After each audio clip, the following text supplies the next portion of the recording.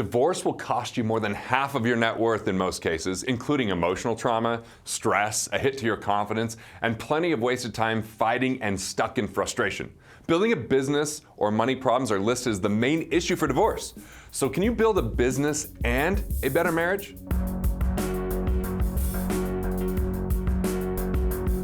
See, there was a point I wasn't sure as I found my marriage in a terrible place in 2008. And I really wasn't sure what to do until I discovered everything working with my business could actually be applied to my marriage. See, balance is a lie and it's completely impossible.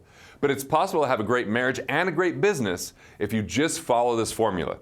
This began for me, as far as sharing it, knowing that I was going to put this out there, with one of my good friends, Joe Polish, who created Genius Network.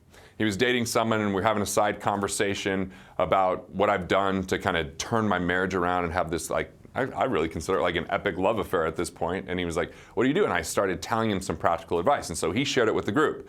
And then the group started to tell him, hey, that was really good advice. And then he asked me to speak at his event, which was super confusing because it's in 2014, I'm up on stage, I'm sharing things on relationships, and JJ Virgin's in attendance, and for years she thought I was a relationship expert before she became a client on the financial side. But then I got invited to speak at Mastermind Talks, this very amazing event that has 50,000 applicants and they take 125 attendees. And I'm sharing the stage on both of these places with people like Ariana Huffington and Tim Ferriss and Joe that created the Spartan races, and I mean just like this huge collection of brilliant minds, and it's making a big impact. Then I got asked to speak at local dinners, and so all of this happened because I discovered how to invest in my marriage in a similar way to my business. So let me break this down into a simple 3-part formula for taking what works in business and then helping it grow your marriage.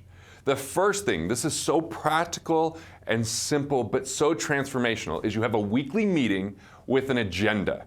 Okay, a weekly meeting with an agenda. So you want to treat this like any other meeting, but with your most valuable client. You don't miss it, you don't reschedule it, and you don't allow for interruptions. If you have young kids, you make sure someone's watching them. You might even go off-site. We originally, my wife and I, had these meetings at my office. And this meeting is having like a weekly check-in. And so I'll ask, hey, how am I doing on a scale of 1 to 10? And she rates me. A 7 means I'm failing. I need to totally do something different. A 9 is I'm great. What's one thing I can improve, right? So I'm just getting that kind of check in there. And then I ask, where can I improve? And then we go through everything that's happening in the business. What are the trips that I'm taking? What's going on with the finances? What are the planning? Am I spending too much time there? Am I neglecting the family?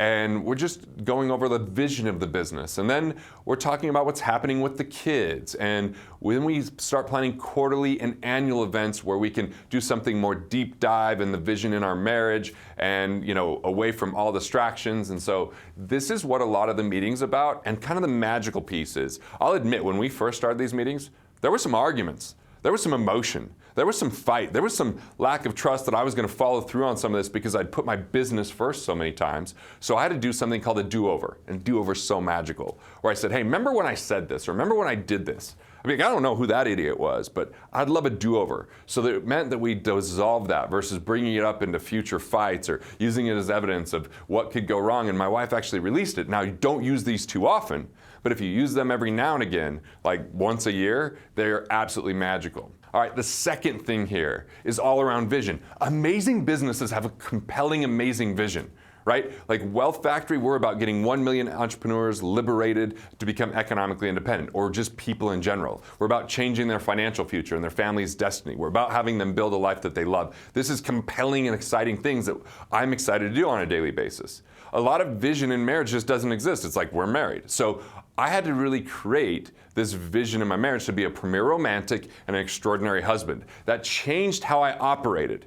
So who are you as a significant other, right? And part of me figuring this out was I went out and learned from others' best practices.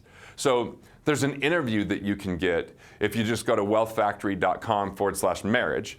And it's 2 interviews actually, one with John and Missy Butcher interviewing my wife and I. And John and Missy were kind of our gurus and mentors in this. They had this 20-year amazing marriage and they were further ahead than us. And so we just started interviewing them. What were their best practices? What were the mistakes they made and how did they correct those? And what were the things? And guess what happened is when I'm trying to tell my wife something and there's emotion, she doesn't listen. When she hears it from Missy or other people, she tried it on.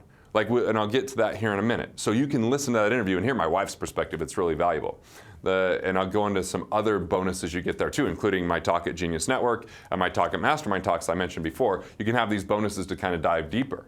I also called one of my friends who's a doctor, Sean Stevenson, that works with communication with couples, and I said, hey, would you officiate some type of commitment ceremony? And I'll invite the best couples I know that have the best marriages, including John and Missy, our friends David and Nicole Jackson, Patrick and Lori Gentempo, and we really sat around and we discussed possibilities and lessons. And once again, the women went off and talked for a while. The men did. I was taking notes on this. And then my wife and I actually had a second honeymoon after that ceremony, which was one of the best weeks of our life. And we just had such a killer experience. And those guys added so many dimensions and contributions to that. So head on over to this link to get those 2 audio segments, 2 talks, and even my agenda that I'm talking about, which is wealthfactory.com/marriage. All right, the third thing is always have something great to look forward to. Like businesses that are thriving are excited about their future. They're excited about some project that they're developing or some relationship that they're developing or something that's coming out. Like with me, it could be like a book that's happening, or it could be a webinar that I'm doing, or a stage I'm gonna go speak on, right? And I'm excited about that. Marriages that fail are no longer excited about the future, they're just fighting about the past. So what could you be excited about? Schedule those things out right now. My wife and I just created rules. When we had really young kids, we said, we're going to spend 14 nights away from the kids. We'll break it up over time, but while they're really young. And what that would happen is they could miss this and they could spend time with their grandparents, but we could have time. Like I remember the first trip we went on after our second son was born. It was just Carrie and I was like, why do I like you so much? Why is this so easy? It's like, there's no kids crying, we're sleeping, it's so relaxing, right? So it's good and healthy to have that happen. And so we started doing really great trips, and we found we started enjoying them as soon as we put them on the calendar. Right now we have one that's coming up in a month to New York, and we're already talking about what we're going to do and what kind of food and where we're staying and the concert we're going to and the Broadway play. And it's like you start to have that enjoyment and fun, and when there's the minutia or the frustration, you always have that to look forward to. We also decided, as part of our rules, just like you have rules in business, and objectives, is like, okay, well, if I'm gone for more than 4 nights in a month for business travel, I take a day off during the week. See, my wife and I used to always fight about you're traveling too much, you're gone too much. And when our kids were under 4, those kids are romance and sleep terrorists. So lack of sleep doesn't equal real peace of mind. And so my wife was like, oh my God, I need a break, and you're gone. And even if I got up at 6 a.m. and took the early flight and I got home Saturday at 10 a.m., she still felt like I was gone that day. So we had to really get in communication. I'm gonna tell you, by doing the agenda, by having a killer vision, and by creating these basic rules, what I found was before, it was any time she could get to talk about what's going on with the kids, or hey, there's this issue. As soon as they entered her mind, she'd bring it up. So even if we're on a date, or even if we're trying to just enjoy and watch something, it's like being constantly bombarded and interrupted because she didn't know when she'd get my time. Now that it was she knew for sure we're having this meeting every week, we'd reserve all the business stuff for that meeting. She knew there was space for it. She knew she had a place to talk about it. I could be prepared for it versus having it at 9:30 at night when I might be exhausted from a long day. And what I found was it was just so much easier. I mean, we've even made that meeting a little bit more fun. We bought a record player, listen to a little vinyl. I'll maybe make us some cappuccinos and we'll sip on those while we talk about these things, and we can even joke around. And we haven't been in an argument in those meetings for years, but I remember one of the ones we did in the office way back 10 years ago, we're yelling. I'm like, oh God, the office is probably scared, right? Because we hadn't done the do-overs. We hadn't spent the time to invest in these kind of things. Just like a business. In a business, if you're not having meetings, you're not investing time in your employees, you're not giving them an outlet for communication, and they're confused about what to do, or they don't feel valued, what's gonna happen? If the business has no vision and you're just plugging along, when you eventually go, it's time to pull the plug on this business, it doesn't matter anymore. When I declared to be an extraordinary husband and a premier romantic, I remember sharing this with that group, John and Missy in particular, and they're like, dude, you're like Casanova. I had this entire quartet come for our 11-year anniversary and had 10 people show up, or couples that were our friends, and we had dinner, and then we went and stayed at the same hotel the night that we got married, and so we had this really cool experience throughout the day because I was thinking like a premier romantic. And I've had really cool kind of hacks that I've figured out to be able to be a premier romantic without having it become an impossible thing in my life. So there's just a couple suggestions here. Number one, if you don't consider yourself romantic or you don't know what to do here, just commit to a date night. And, I like to have that pretty much on a weekly basis. And then, I like to plan that. She likes to be taken care of and babied, so she can mention what she wants on the date night in our meeting, but otherwise I just take care of her. The second thing is, if there's romantic movies that your significant other likes, well, you could watch those and be like, ooh, that's a good idea from that. Like we've done Dining in the Dark because we watched About Time. We went to Notting Hill when we went to London because we liked the show Notting Hill. We watched it when we dated, and we've watched it ever since. Like I just find like the cool ideas from there and I just borrow them.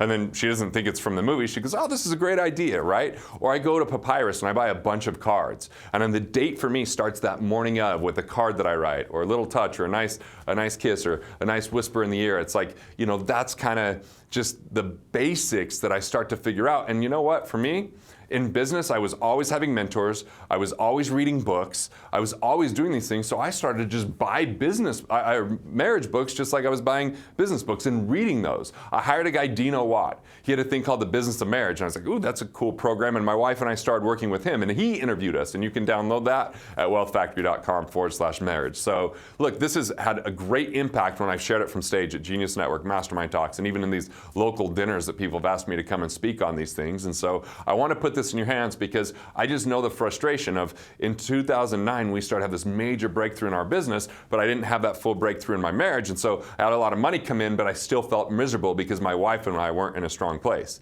And she still says, I can't believe where we are versus where we were. And so it's been an amazing accomplishment, probably the greatest one in my life.